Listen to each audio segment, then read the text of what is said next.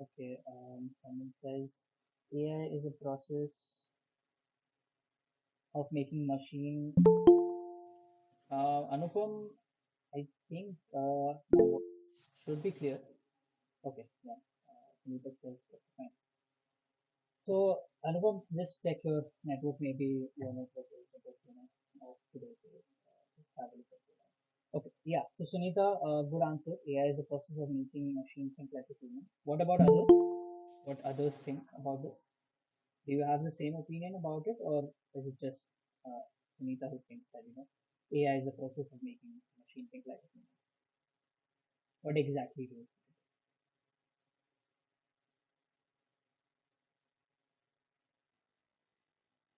think? AI is a smart computer system. Okay, Gautam. Computer system you said that can analyze data, spot patterns, make predictions. Okay, not completely wrong, but just one part of it is wrong, which is you saying that AI is a smart computer system. No, AI is not a computer system. AI is just a technology. And that technology, as we told, it can analyze data, it can spot patterns, make predictions, etc. That's it. What about others? Just two people who know what AI actually is. No worries about it. No worries. We're all here to learn. At some point, I might also make a mistake. It's completely fine that you give wrong answers because it's all about saying things, right? It's all about explaining things. Shouldn't matter if you give the wrong answer also.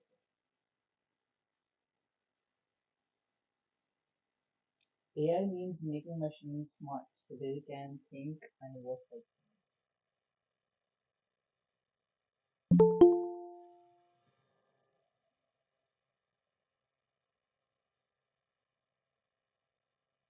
It is a technology, right? Yes. So about AI, okay, fine. We know what AI is now, what AI does, what are the different things that AI is good at, right? But what about the core capabilities? Okay, we know that it understands human language, we know it performs tasks, right? But what about the core capabilities that AI does these days? What about that? Can you name any core capabilities that AI can do?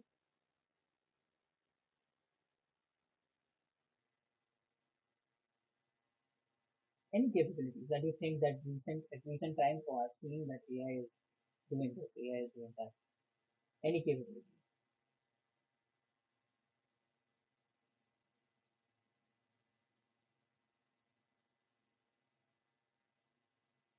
Problem solving, Gautam Chana says, yes, problem solving is correct, but I want to hear a core capability. Like, for example, Sunita has told prediction analysis. Yes, that could be the right answer. NLP, very good, Raghav.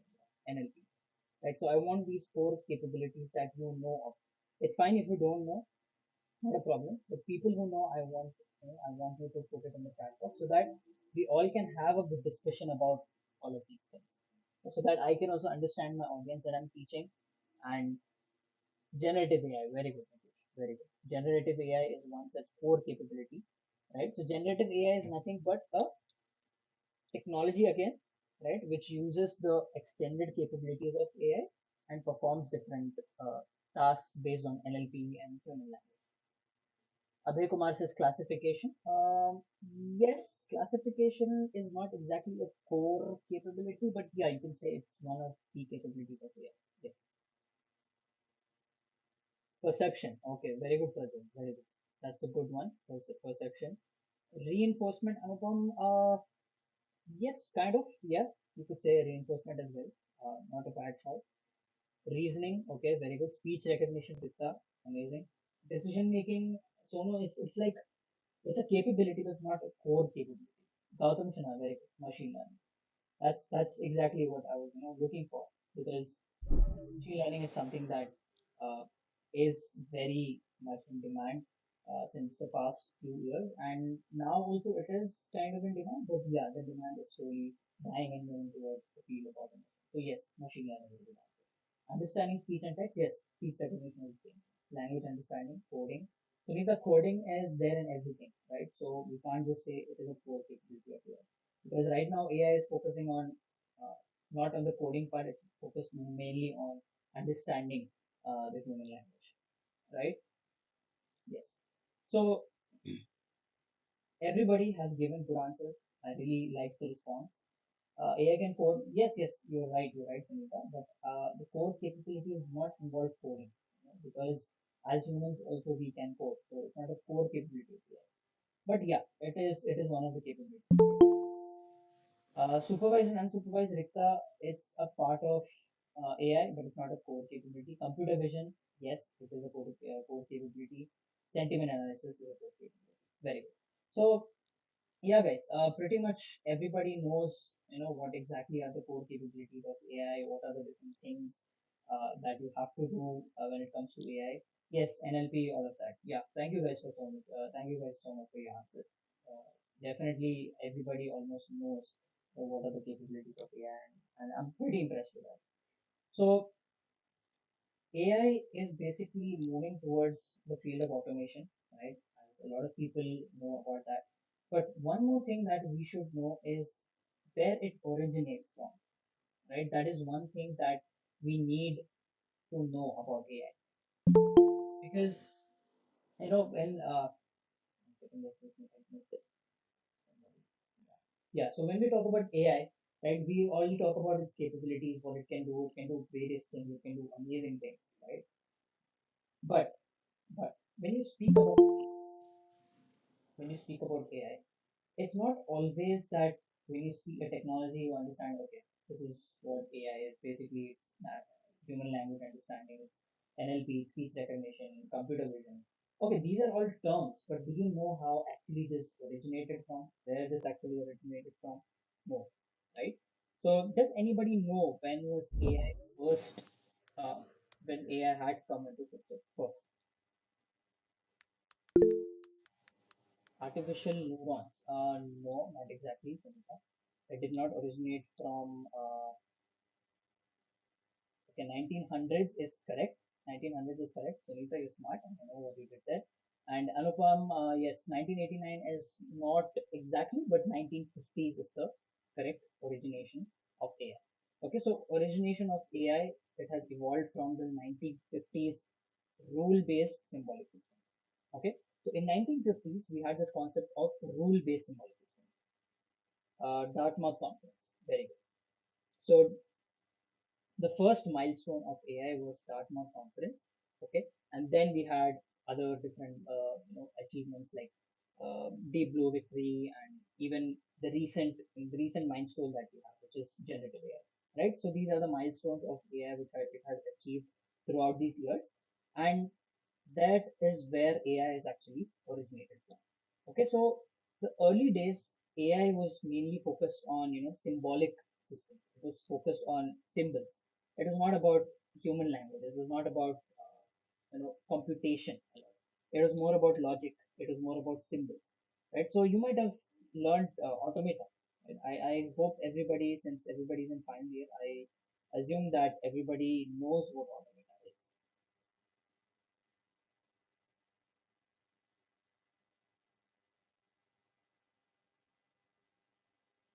Yes, yes, yeah.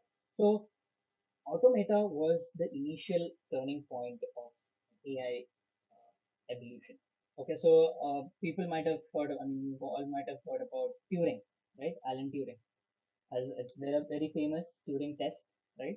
The Turing test is where the AI's evolution started to begin, because Turing test was mainly involved with symbols, automata, and all of that, right? So, uh, yeah, you might have also heard about the set theory, right? Involving sets, Venn diagram, and all of that. All of these came under the initial step of AI's evolution. Then came your expert systems. Then came your systems that are really expert in replicating human knowledge. Okay, so this was between the time period of 1970 to 1980, or 1980s in general. It's not just 1980s, but even further down the line, early 1990s, right?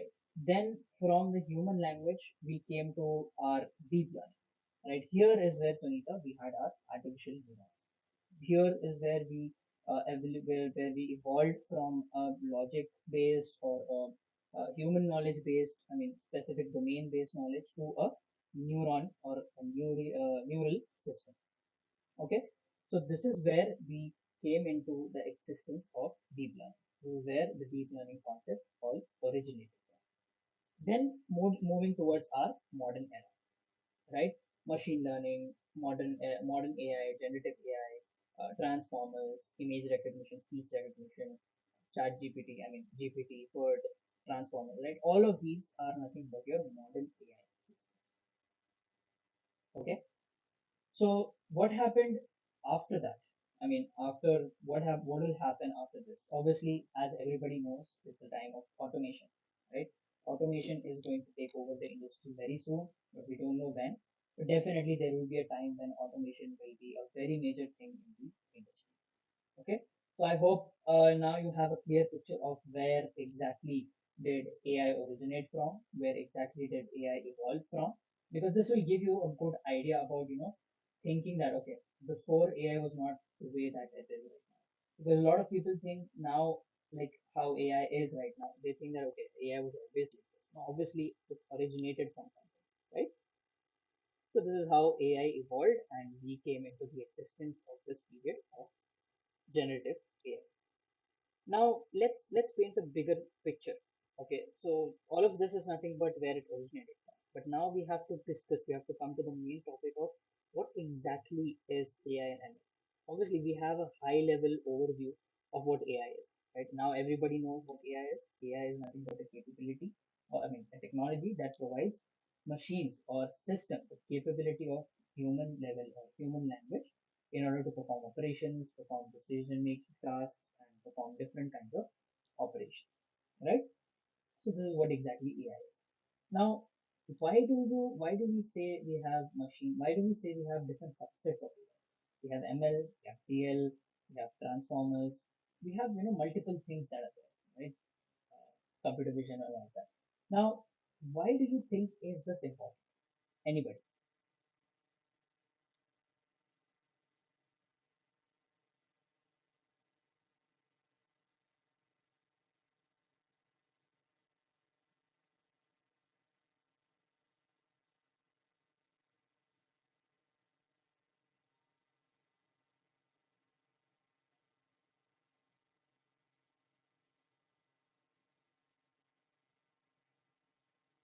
Yes. Anybody? Why do you think the subset of ML, DL, computer vision, speech recognition exists? Why don't we just have a single path and then boom, that's it. Everything comes from that. Why don't we have it like that? Why do we have separate segregation saying machine learning and deep learning? Then we have speech recognition. Why do we have different fields? NLPs, generative AI, LSTM. Why different segregation?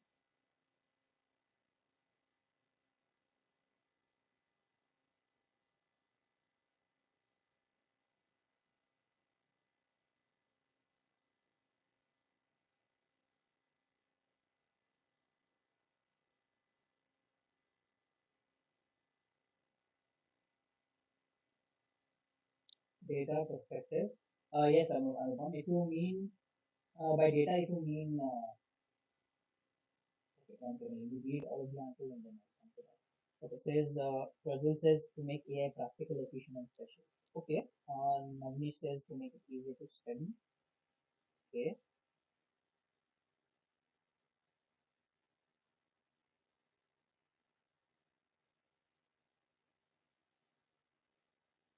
In ML, we have to train models so human intervention required in DL is not the same. Okay, yeah, Sunita, that's a good answer. Very good. Anupam Raj says amount of data. Not exactly amount of data, but it's the quality of data. Just like how Sunita said, in ML we have to train a model, right? Even in DL we have to train a model. That's not different there. But where the actual thing that matters is the type of data, not the amount of data. Okay, amount of data would be the same in maybe ML and DL. Yes. So Holepa says ML focuses on learning from data, AI focuses on making machine intelligent. Yes, good, Holepa. But the thing is, AI is a whole, it's like a genre. Like how you have in music, you have pop, hip hop, like everything, all of that. Same way, in the field of computer science, you have a genre called AI, and inside that AI, you have different subsets. Now, these different subsets are different things because everything focuses on different concepts.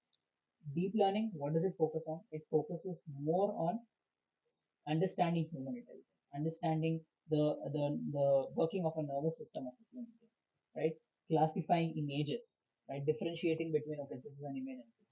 But whereas ML, it's not the same, right? ML is more focused on numerical data.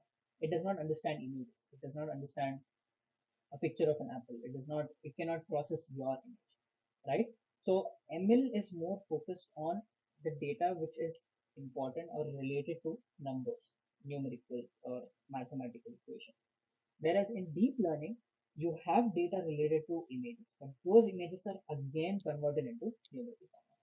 So this is the only difference that we have high level. I'm talking about high level. I'm not talking about the internal working of both the things, but I'm saying in high level, the difference is that ML has data which contains numericals only, no images, no videos, no speech, right? But what about DL? DL can take in the process of sorry, DL can take in the images to process them and then convert them into numerical values or whatever they want to convert. Right? Use vectors, use matrices in deep learning.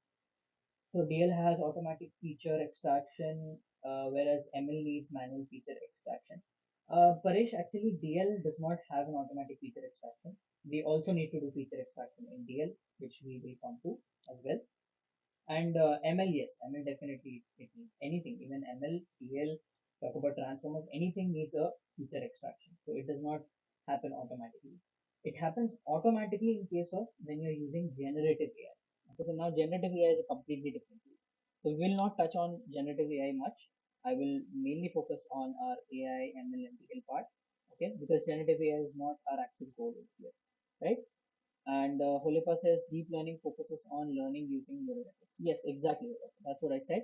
The deep learning focuses on learning those neural networks and making a machine capable of understanding how humans understand neural networks. Okay, is that clear? Any doubts? Any doubts so far? Is it clear? Why do we have different subsets? Why do we have speech recognition to understand speech? Again, that speech data can also be converted into numerical form, right? So hope everything is clear till here. Are you guys following me? Are you guys having some doubts that you want to clear? You can do it now, and then we can proceed to our bigger picture.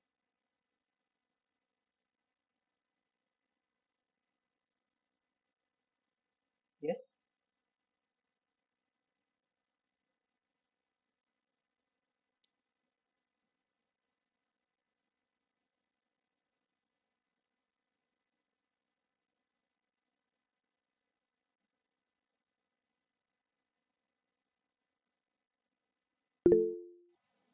Okay. That's great. Yes. Yes. Okay. Guys, if you have any doubts, please ask away.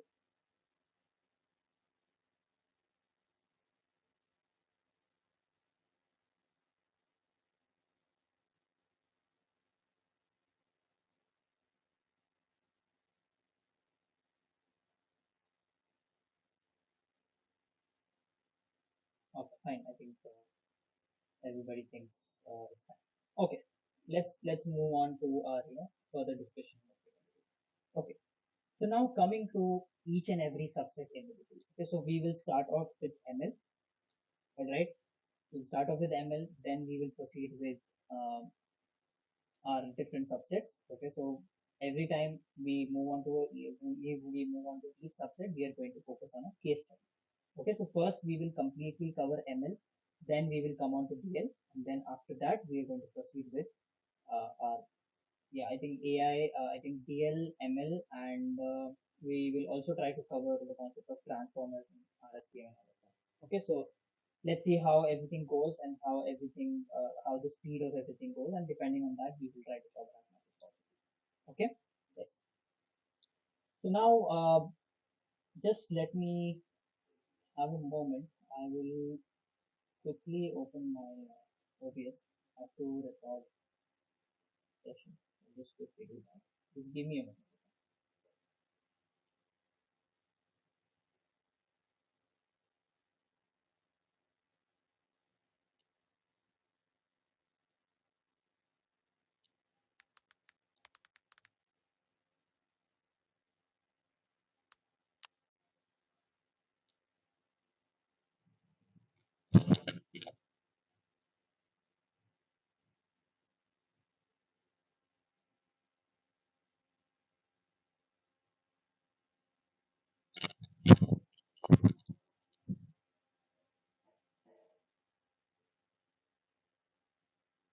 All right.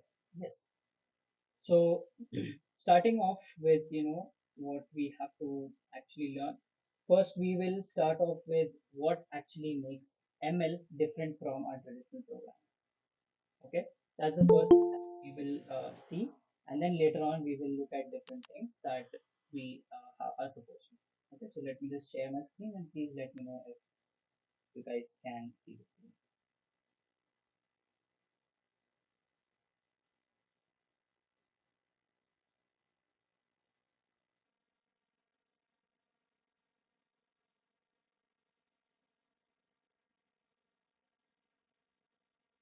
Yeah, are you guys able to see my screen?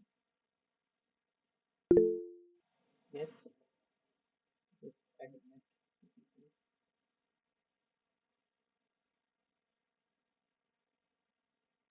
Okay. All right. So, so starting off with ML. Okay. So what ML is? What is ML, guys? Anybody? Well, how do you define ML? So I'm going to read the answers. How do you define ML? What's your definition about it?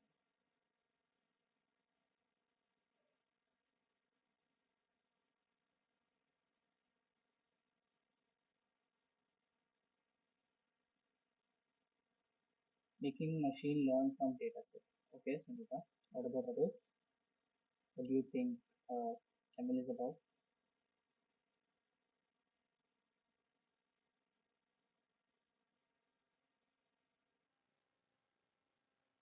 Enables machine to learn from data and improve their performance without being explicitly programmed. Okay, perfect, perfect definition for this.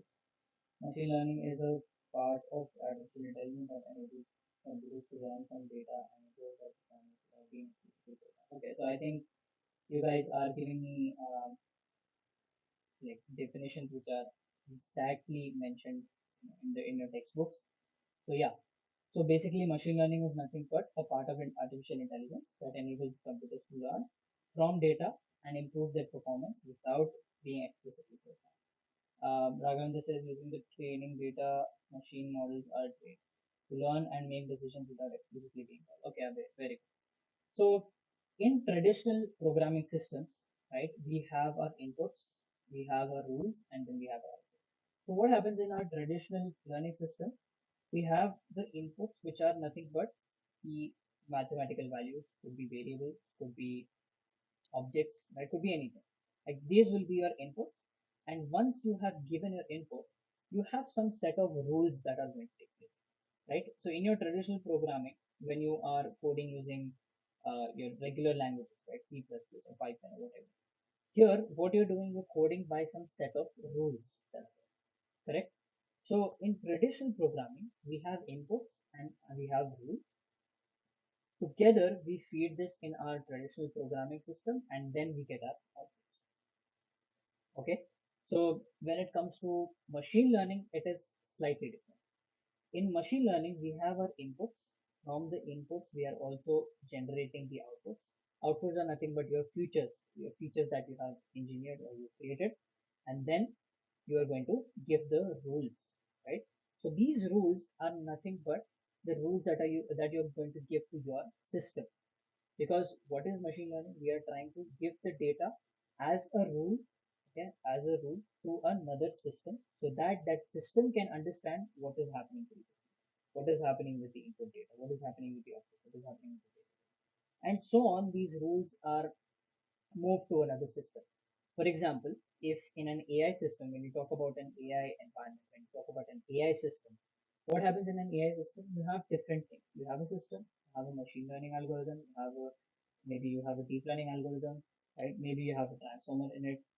It can depend on it can highly depend on what kind of uh, uh, algorithm you are trying to use or what kind of use case you're trying to process, right? So depending on that use case, a system can have an ML algorithm, the system can have a DL algorithm, it can have different rules, it can have different features, right? So based on this, if you consider AI as an ecosystem, and in that ecosystem you have a particular algorithm which is nothing but a machine learning algorithm. What happens with this algorithm is that we have our inputs, we have our outputs. Okay, these outputs are fed to the machine learning algorithm, and these algorithms process all of that data and produce the rules by which the system has to run. Okay, so understand the difference between traditional programming and machine learning algorithm. Right? In traditional programming, you are following some kind of rules, you are feeding the inputs and then getting the outputs. Correct? The output is the final answer. But whereas in the case of machine learning algorithms, you are not trying to get outputs, you're trying to get the rules. So these rules will be then fed as input to a model. Now, what is the difference between a machine learning algorithm and a machine learning model? Yes.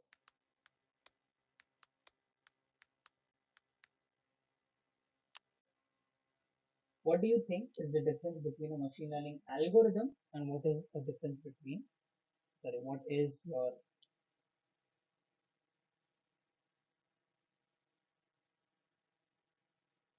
yes, guys, what do you think is your machine learning algorithm and what do you think is machine learning?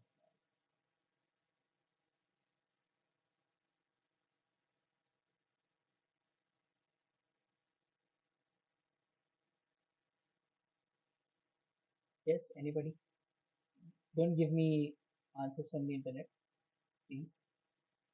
Give me what your understanding is about machine learning model and an algorithm. It's fine if you're wrong also, not a problem. Algorithm gives the rules to train the model. Yes, very good, Nitish. What about others? Do you agree with him or do you have a different perspective on that? Do you think algorithm is giving the rules to train a model or is it something else? Does it create the inputs? Does it create the features? Does it create the outputs that we require? What does it do? Yes,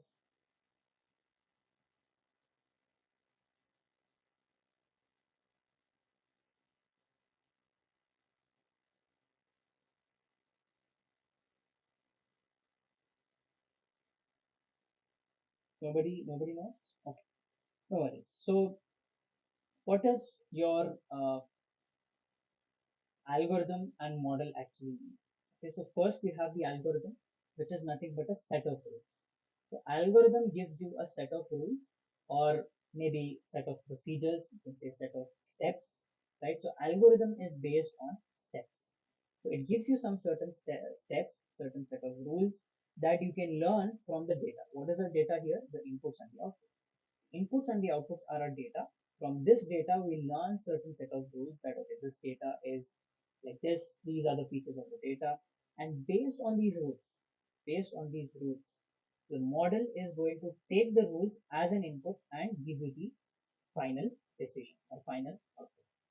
For example, you can consider your um, maybe spam detection, right? So a lot of people yesterday, I think a lot of people have told me that their project was about spam detection. What is exactly doing spam detection? You just say that whether a particular message is spam or whether a message is not spam. Correct? So here what happens is first before you identify what is spam and not spam, you should know what is spam and not spam. Correct or wrong? Right? The first thing you should know is do you know what spam is? Do you know what not spam? Okay, that is the first scenario. Second thing is what you will do. You will take those spam messages, you will take those not spam messages, and then you will feed it to an algorithm and say that okay, these are my spam messages, these are my not spam messages. Please use this data which I'm feeding you and create a set of rules, which rules will define whether my final sentence or my final decision is spam or not spam. So now I'm going to give my spam, I'm going to give my not spam, okay, my inputs and my outputs to the algorithm. The algorithm is going to process it and it's going to generate certain set of rules. Now in these rules, you will have the rule saying that these words are spam because of this reason. These words are not spam because of these reasons. Then we are going to feed this into our model. So our model is the one that learns the entire algorithm. It keeps on continuously creating that environment where the algorithm can train itself again and again, right? And then finally, once you give an input, for example, you give something like scam. If you give scam, it should detect what? It should detect if the message is spam, right? So based on whatever inputs and outputs you're giving, whatever rules have been generated from the algorithm, the model is going to predict just related or just in relevance to those rules that you have generated. So the most important part here is not the machine learning model, it is the algorithm that you develop, right? So from here, there are a few insights that we got right now. What are the few insights? First thing is whatever data you feed into your algorithm should be clean, should be neat, should be helpful, should be informative, should not be junk data, should not be some kind of data that is corrupt, right? It should be a data which can clearly differentiate between what is uh, good, what is bad. Okay, that is the first insight that we get to learn from this. The second insight that we get is the rules that are generated right from the algorithm that directly reflects on what kind of input you give to the algorithm. Again, I repeat it again. The rules that are coming from your algorithm, that is being generated by your algorithm, is a direct reflection of what your inputs and outputs have been provided. Okay. In other cases, I'm basically again relating back to the first point, whereas where you say that inputs and outputs have to be clean. It has to be legit. It has to not have junk values, not corrupt values. Okay, so that's the first insight. The second insight is the rules directly reflect what your inputs and outputs are. Third insight is that your model is the one that receives these rules as an input and makes prediction based on the particular rule that you have. Clear? Is it clear, guys? Some people have said algorithm gives rules, algorithm is flow of how the model should be trained. ML algorithm is a procedure or method used to train a model. Yes. So I hope you guys understood now what exactly you mean by a model and an algorithm. Is it clear? So far so good? Yes or no? Oh, great. Now let's move on to something which is not regularly discussed in your normal syllabus or in your normal schools and colleges, that how exactly we should treat a traditional software flow and a machine learning flow. Okay, so both things are different. Just remember that. Yes, yes, yes. Okay. Thank you, guys. Yeah. So when you consider your regular software system, right, what happens in a regular software system? As we discussed, it is the rules plus the data or the input, and then you get the output.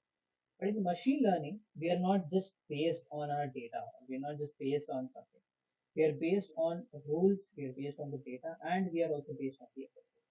Right? But see, this is the difference between software, the traditional software, and the machine learning flow. In the traditional software, we use everything to produce the output. In machine learning, we use the data, we use the rules, we use the output to produce a new clean output or a decision rather. Right? So machine learning models are responsible for you to, responsible to produce a decision. Right? It is not going to give you an output which is like which is a sole object, right? It is going to give you a decision which you have to make in your system. So We have our data system here, right? We have our proprietary data. Proprietary data is nothing but data which is protected. Then you have your databases. So you have different sources of data, correct? So initially, when you feed data to any system, right, first thing you need to have is a database. If you don't have a database, then definitely there is no output that is going to be produced, right? Correct? So first and foremost, the most important thing is to have a database.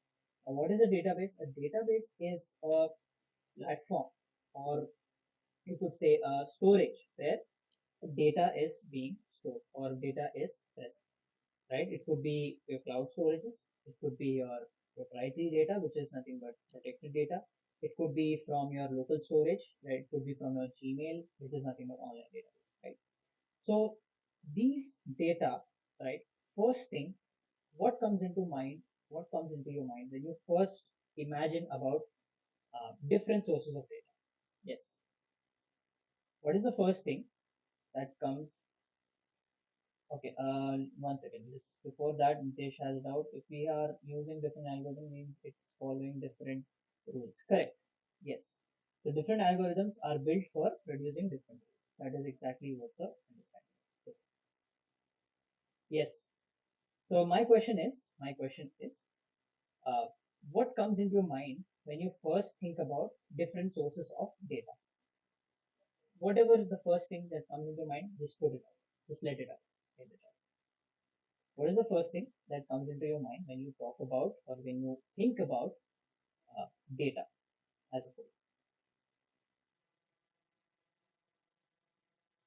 Yes.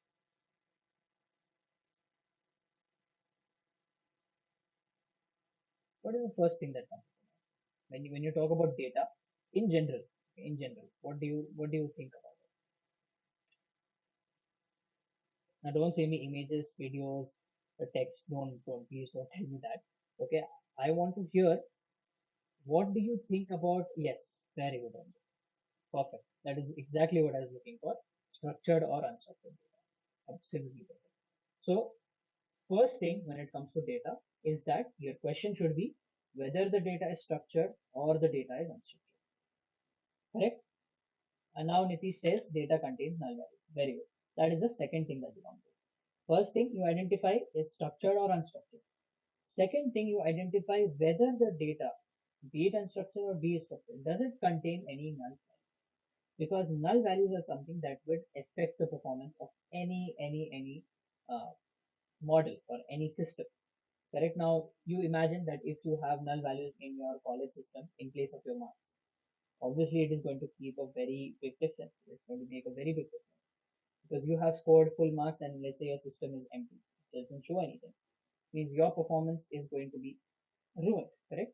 So it is very important to check if there are null values. Then Gautam says various forms of objects. Not exactly wrong, but you are on the right track. Various forms of objects could mean different types of variables.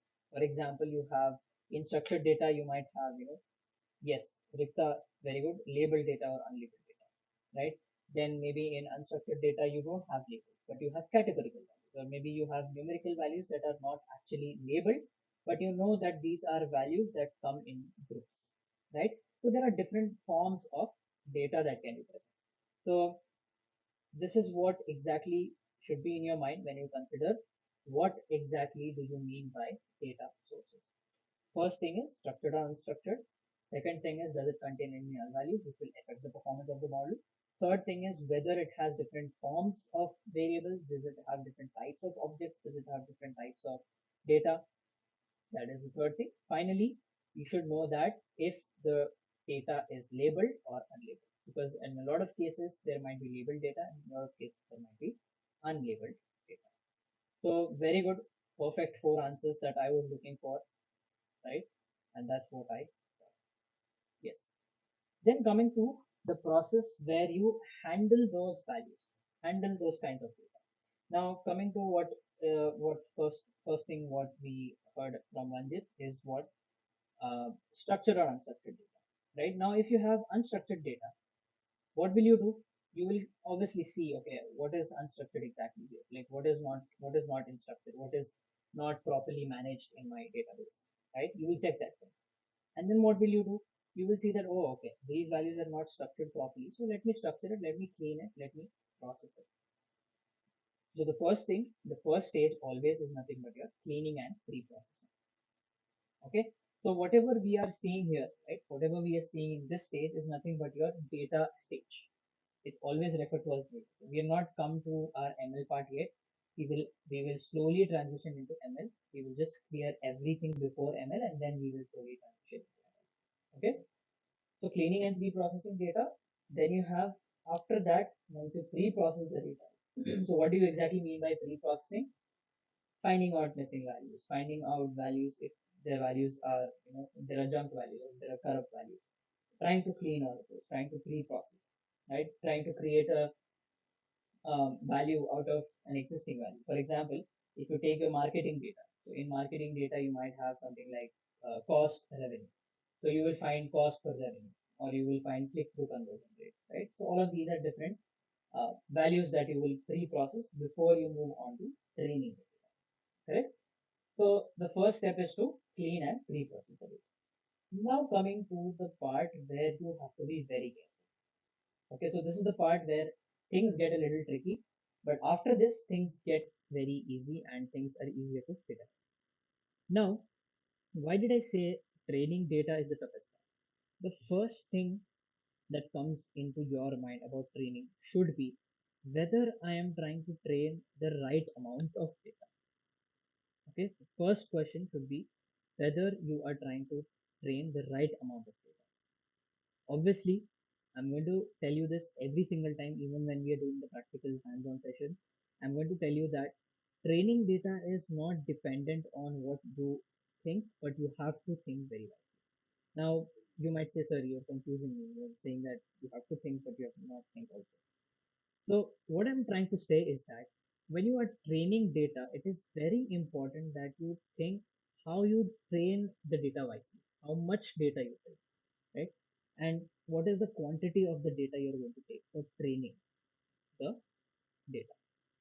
So there are different things to it when it comes to training data. We will look into everything in detail. But today I'm just trying to do some small talk and try to introduce you to all of these processes so that once we get into it, then we really will try to drill in every single step of the stages of ML, and then we will see everything in uh, practical practical sessions.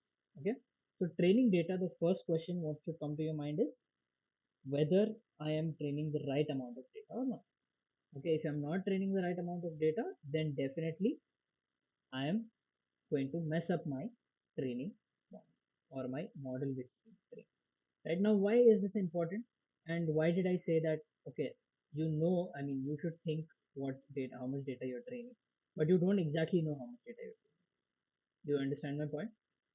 My point is that even if you think that, okay, this is the right amount of data I should train, it might not necessarily be the case that whatever amount you're choosing for training is the right amount.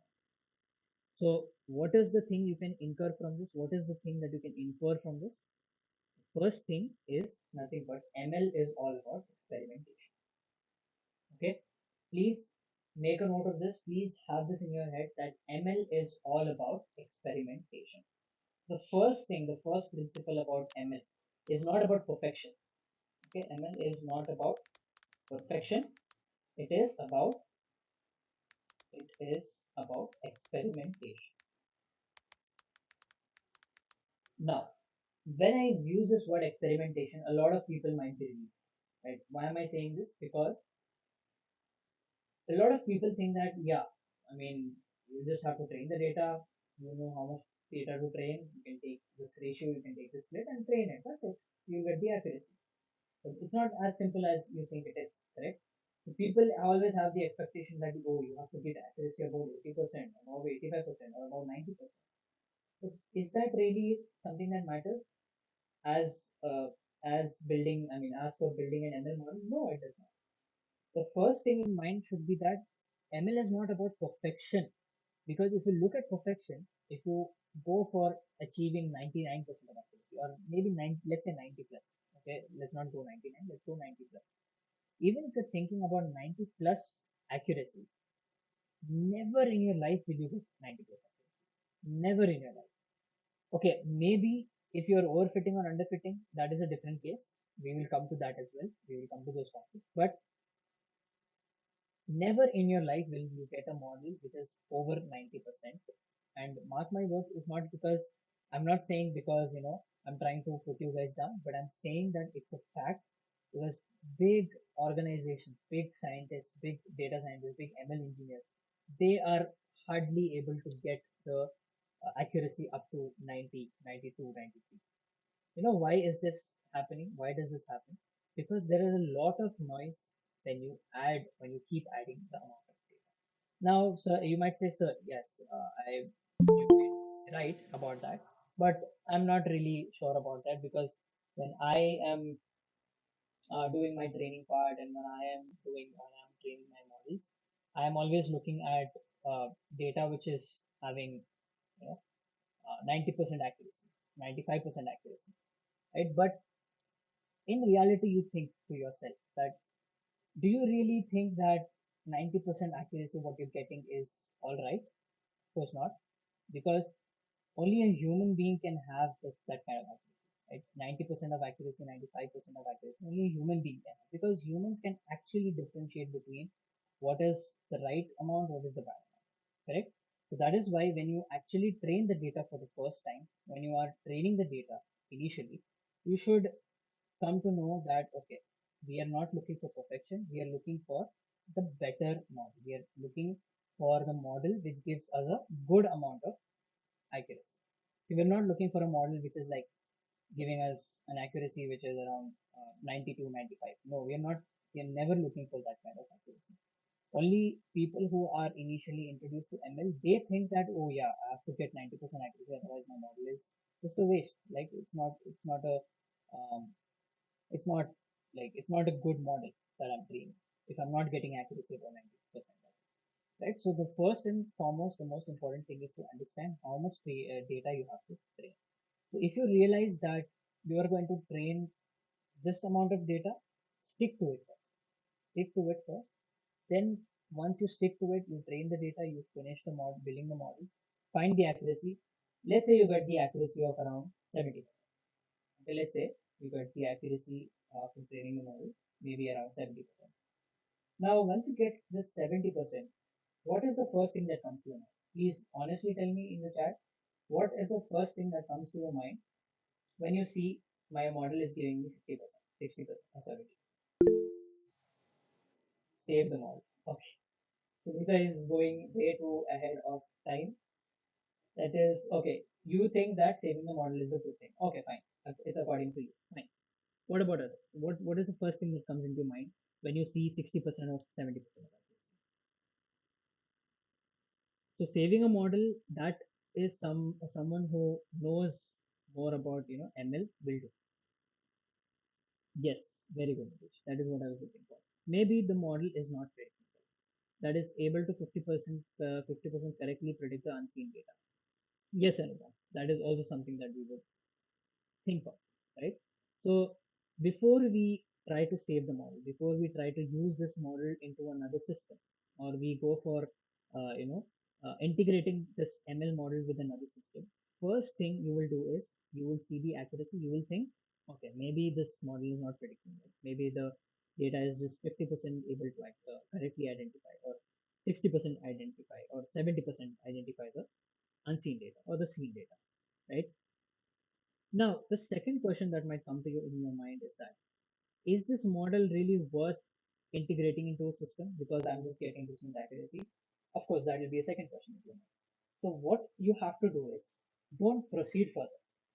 If you have these questions, okay, listen to this carefully. If you have these kind of questions saying that the model is maybe not performing well, maybe the model is just trying to correctly identify so much percentage of data, don't proceed further.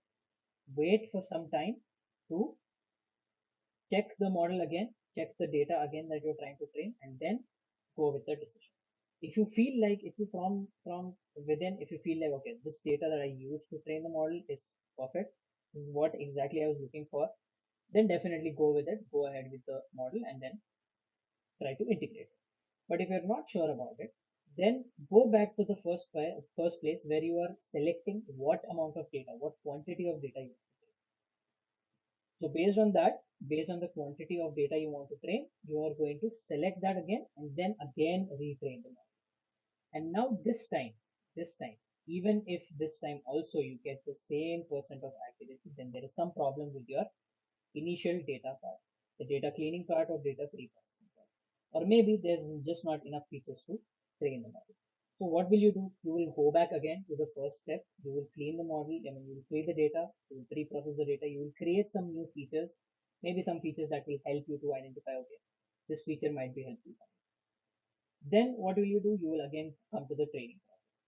In this training process, again, you will follow the same approach, experimentation, right? You're going to experiment. First, you will go, you will say, okay, I'm going to do 60/40. Fine, 60/40, you get 70% of it. You still feel like, okay, 70% is not up to the mark. I'm not looking for 70, I'm looking for 75. You will go back, you will do 70/30 split. You will see, okay, now I'm getting 73%, which means that the amount of data that I'm training was wrong. I have to improve it. Then you go for 80/20. Let's say in 80/20 you achieve your 76%. Now what? Now you will be like, yes, now I'm satisfied. My model has achieved 75%. I don't have to go further. But this is what I wanted for now. So later on, I can tune the model, I can improve the performance. We will come to that later on. This is not involved right now. Like hyperparameter tuning, fine tuning the models, finding the hyperparameters, evaluating the model. All of that will come to later. The first thing is this part where you initially build your model with your own data, with your own features that you have manually picked. So hope you understood that ML is not always about perfection. If people say that why is your model not giving 90% accuracy, because clearly you cannot get 90% accuracy. It's almost impossible to get. If you're using a very small data set, maybe 10, 15 values, 20 values, 100 values, then you can even get 100% accuracy. That's not a big deal. But I'm talking about real world scenarios. I'm not talking about experiment. I'm not talking about small use cases or demo projects. I'm talking about 800,000, 2,000, 3,000 values. When the values start becoming more and more and more, and then you realize that, okay, once the values becomes more, then you will realize that, yeah, achieving 80% also is a very big task, right? So I hope this concept of ML is clear. Yes, good job. Agam. Good. Okay, Hulepa says models are trained to data set after predict output. I have no idea what that means. Wait, one second. Models are trained to data set after predict output, but the model depends on data set. Yes, yes, correct. The models are trained on the data set, right? But the thing is that it will depend on the data set. The output that you get, the prediction that you get, is always depend on the data set. So if your data set is bad, if your data set is wrong, definitely you will not get the right prediction or the right accuracy. Yes, Nisa, if you have any doubts, you can ask. Yes, Anupam says, sir, generally we do still get accuracy more than 90 because there are more research papers with 90 plus or at least 85.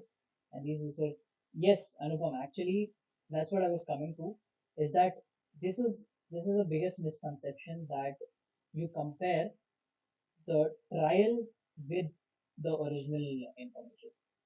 So now see, if you have supercomputers, most definitely you will get 90%. There is no doubt if you use supercomputers, if you use high computation power, definitely you will get 90%. But if you operate on these kind of systems, do you think you will be able to achieve 90 plus? 85 is still manageable. 85 is still imaginable. 90 plus is basically impossible. You need to have a lot of brains for that. You need to have a lot of knowledge, a lot of depth about that. And you think that these research paper people uh, they have 1 or 2 years of experience? No, they have 10 years, 20 years of experience. Then they get into research and then they do all of this stuff. Right? Unless and until you don't have in-depth knowledge, you can never reach 90%. Because whatever you see in research paper is all about, hiding the reality from production. So, Anupam, I'll tell you one thing. There are two kinds of things. There is production and there is development. Now, in development, it is easy to achieve 90%. to be very frank. But when you push that model into production, you will realize how much of noise is present there, how much of the data which is having some kind of corrupt data in it, which has some kind of error in. All of these things will accumulate, and once you go into production, you will see that the accuracy has dropped by a miserable value. Maybe the 90% accuracy that you see in the research paper, if you use that in a practical and a production environment, you will see that the accuracy has dropped to at least 80% or 82% or 85%, right? So meanwhile, your research is correct. Your research is correct that in research papers you get 90 plus accuracy because they use high computation. They use supercomputers. They use systems that are capable of producing that much accuracy. That is able to handle so much data. Now imagine if I give you 1 million amount of data. Let's say I give you 1 million data in your PC. Would your PC first be able to handle that 1 million amount of data? Maybe that data is above 10 GB, 20 GB. Of course, it will be very large data, so it might be about 30 GB, 40 GB. First thing is when you load that data set into your system will crash, right? So that is the first thing that you should know, that whatever these research they do is not an accuracy that can be reached physically in production environment. It's all about their assumption that okay, if they do this, they can achieve 90%. It is achievable, it is not impossible, but it is not practically, feasible. That is what I hope you understood now.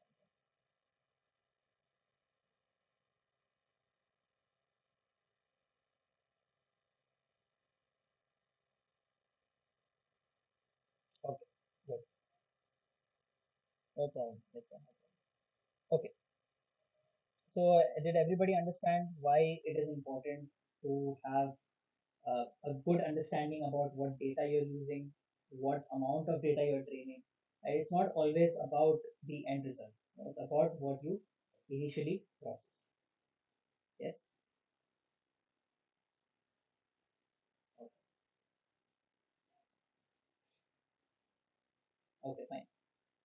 All right. So I think everybody understood what exactly ML is about. So yes, we will just end it over here.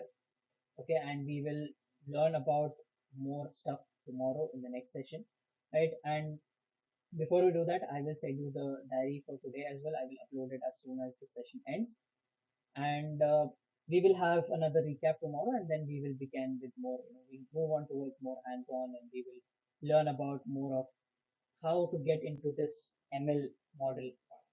Okay, so till here we only studied about how to create how to use your data set that is existing, how to use existing data sources, what exactly goes into training, right? All of this. But tomorrow we will see the entire process of how the machine learning model is going to take all of that data and going to learn from it and going to make decisions. Okay. So yes, thank you all for joining in. Okay, and any doubts, guys? Any doubts? Any doubts regarding anything as as of now? Please let me know in the chat box before we wind up the session. Thank you, guys. Thank you, Gautam. Thank you, everybody. Thank you. Thank you, Nitesh. Thank you. Thank you. Nitesh. Okay. So yeah, see you guys tomorrow with more exciting stuff, and let's hope that we learn more in depth, and we are going to transition into ML, and we're going to see everything in depth. Okay. So yeah, thank you guys for joining in, and have a good night. Thank you. Thank you. Thank you, everybody.